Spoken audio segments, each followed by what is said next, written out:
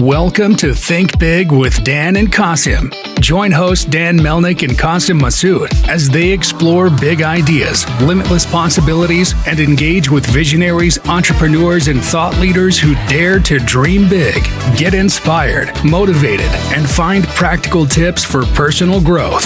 Think big, dream bigger, and ignite your potential.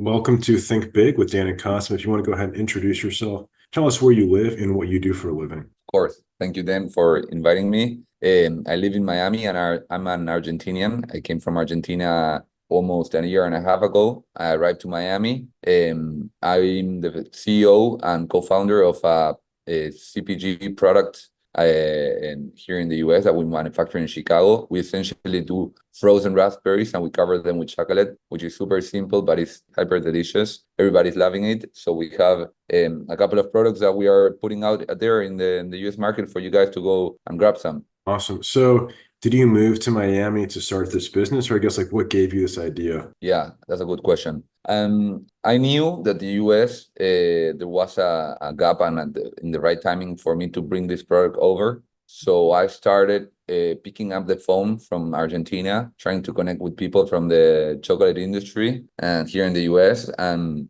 one of those phone calls ended up with my actual investors, who are the founders of Talenti Gelato. There's it's a very well-known ice cream here in the US that is in a transparent cup. Those guys already sold their company a couple of years ago and now are working as investors, or they do different projects in their spare time. And when I pitched the idea to them, they really liked it. They knew the potential of this product, and they gave me a couple of bucks between them and other investors to come over and see how it goes. Fortunately, after 6 months of arriving to Miami, we had a finished product.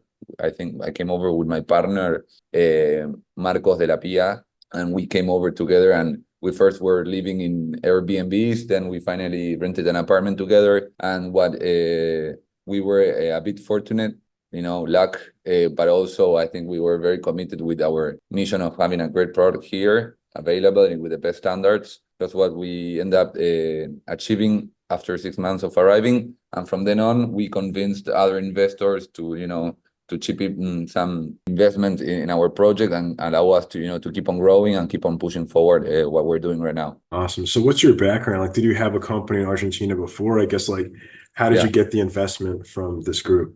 Absolutely. Yeah. My background, I'm an engineer, industrial engineer. I finished my studies in 2018. So what I did after that, I worked in the management consulting world with a company in Argentina that is founded by ex-McKinsey guys. It was cool. I thinking, of extending my education from the academic world to the professional world, but it was still education for me. And then from there, I went into one of the largest tech company of the world. It's actually the largest of Latin America. That is called Mercado Libre. So I was still, it was in the middle of the pandemic, so I was still, trying to learn more than anything. But I got to a point that I couldn't resist anymore my temptation to go and be an entrepreneur.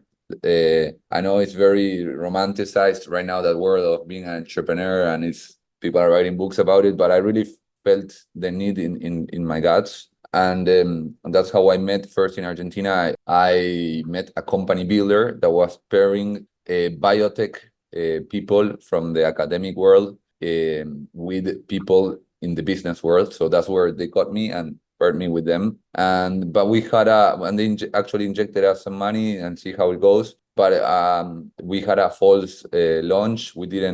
There were some problems internally with the team, and myself, I decided to jump off the boat, which was a very tough decision, but important decision to make. And I'm really grateful I did it now. And I offered the investors the money back. And so that, whole story that lasted, I don't know, a little bit under a year, ended up positioning me in a good way in the investors world in Argentina. So people knew that I had a great energy, but at the same time, I had a lot of integrity, willing to give back the money. So I started different conversations. And from then on, the conversations never pulled me somewhere else, but actually opened doors, and I needed to go by that door. So I think that thanks to, exposing myself, but at the same time pushing forward, I ended up getting what I needed to do what I think I wanted to do. So That's in that way, amazing. yeah. Yeah, awesome. So I'm curious more about your product, right? It's like you mentioned, it's like a frozen product, right? It's like chocolate raspberry. So in terms of your strategy, obviously selling direct to consumer is very challenging in the frozen space. So are you more focused on retail, specialty retail, food Yeah. service? Like what is your strategy? And I guess like where are you being sold right now? Yeah, absolutely. When we actually like designed what project to start, and this one had a lot of checks, but there was one check that wasn't completed. So it's like an imperfect project in some kind of way. But I think every project is an imperfect project. That is a frozen product, as you mentioned. So the frozen products end up being very complicated to ship directly to consumer because the shipping is so expensive that nobody wants to buy something that the shipping is more expensive than the product. So, but the good thing is that the retail world here in the US is super strong, super large. There's a lot going on around it that you can get very well educated. There's a community of startups called Startup CPG here that gives you a hand if you're launching your company. I really need to mention them because they're great. And also with a lot of mentorship, what we ended up doing, my partner also was working for a company that in the CPG world here in the US. So between all of that knowledge, we ended up laying out like a path of how to get from small retailers to medium large to extra large. So right now we already into medium and turning into medium large retailers. And the idea is to perform well in every group of retailers and to justify your growth into the next group, right? So, and the way to start is, you need to pick up the phone, pick up your emails, go out, go to shows. Here at the show, I'm in New York right now. The Fancy Food Show is a show in the CPG world that just finished. It's amazing.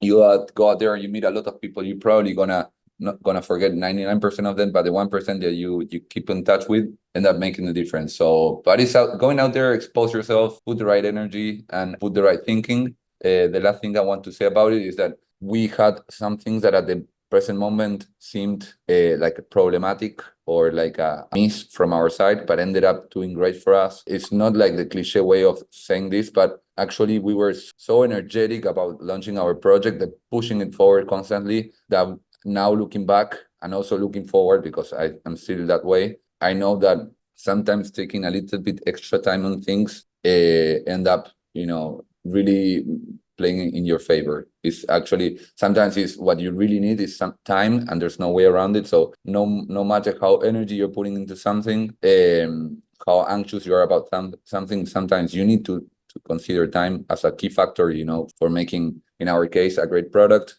and in our case, a great launch, partnering with the right people. So thanks for, putting time into it, not only effort, we ended up having much better results. Awesome. So in terms of your retailers, is it more like a regional play? Are you focusing on Miami first or a certain part of the country? I guess like where can people typically find your products?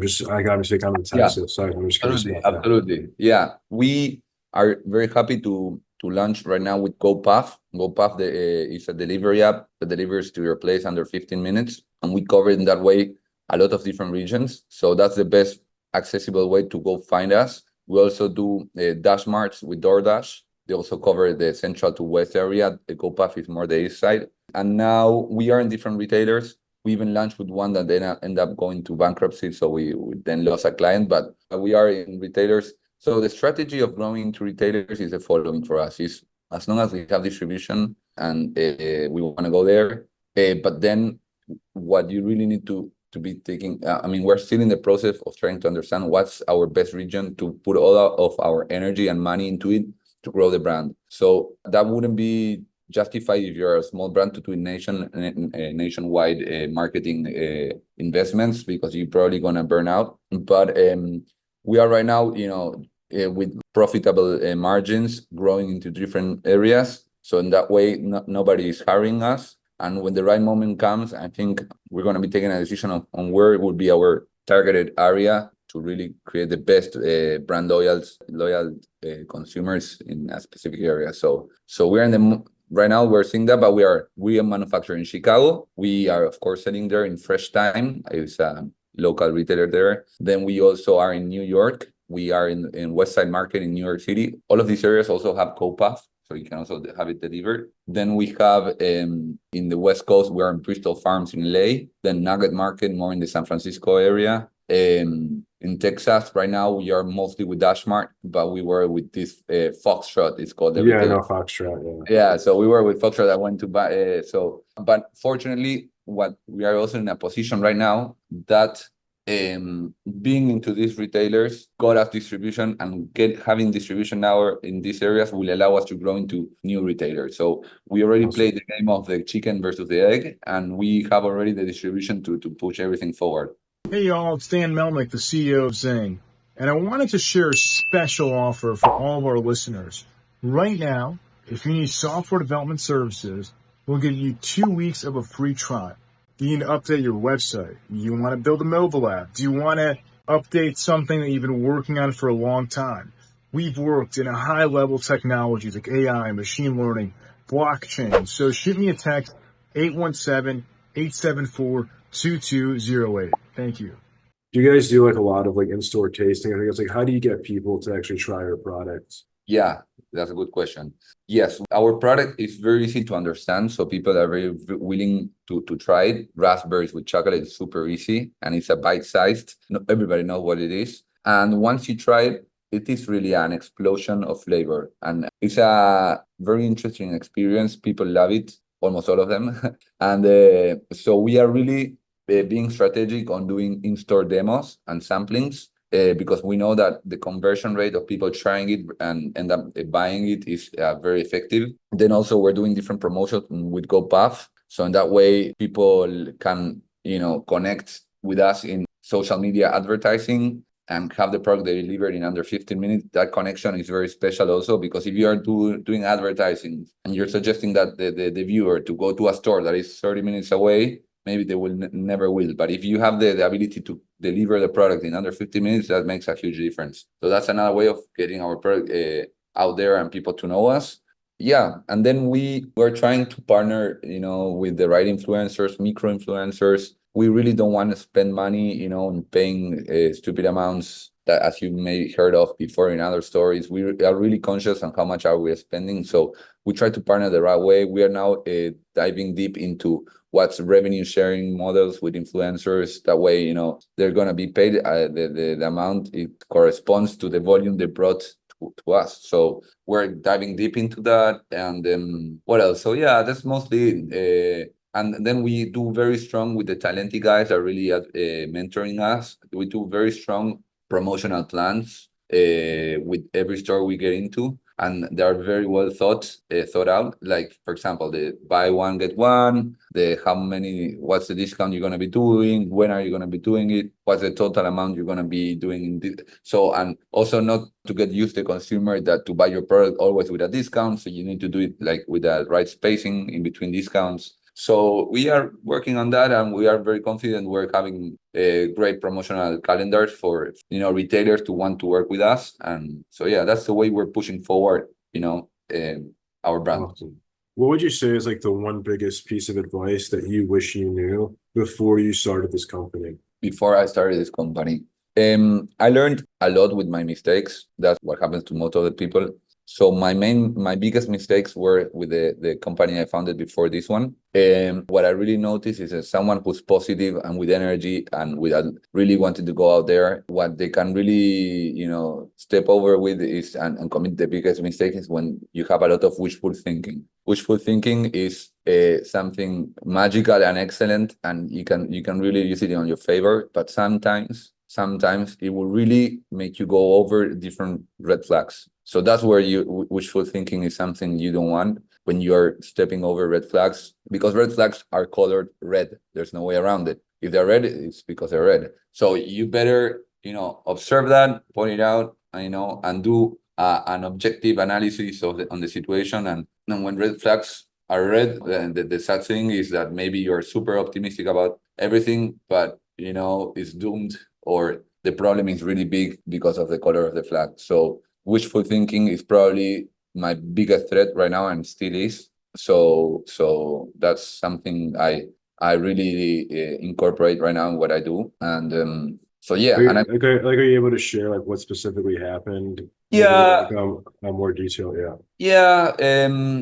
I partnered with someone with a group of people that there were three different persons, and I really liked them. Like in their academic area, they were from the biotech world, and they had a great idea, a great concept, and so I really said, "Hey, this is the thing I want to do right now. I want to go with them, and I love this. Let's do it." But once you start working together with someone and you're super optimistic on the project, then you're gonna be noticing. No, this didn't happen to me in my actual project, but happened in the one before. Yeah, I started noticing like different things, attitudes. The attitude towards money. When you you receive investments from investors, what happens is that you after a first investment, you have a bank account that first says the sign of money with a zero on it, and then it turns out into a very large number. That many people, maybe including me, are not used to it. So the psychology around money is very particular. That you may think you know someone,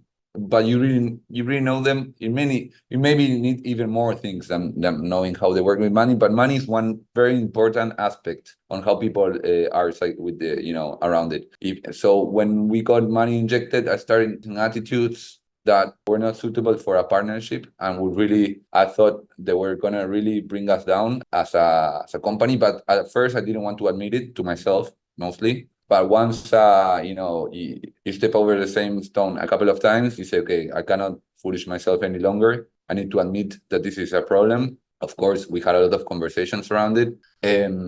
But the ultimate decision, as I mentioned, was to break paths and continue on my own. I left the project, I left my equity, I gave back the money, I gave back everything, and I decided to start another journey. But yeah, so psychology around money with partners is something you really want to be careful with, super careful. And with my actual partners right now, we are the three of us that we are full-time in the project, and we are exactly the same with money, or almost exactly the same. And it's so peaceful and it's a peace of mind that you really want to have that in a project. If not, you're going to be draining yourself, the energy from yourself, and you're going to be uncompetitive and won't be able to focus on what really matters. So, being loose with money is something very special and very important. So I really value that now. For sure. So if we're going to have this conversation again in 1 year from now, where do you see things going for your business? Good question. So as I mentioned, we have right now, we already are going over the game of the chicken and egg with distribution. So having distribution now is super promising for us.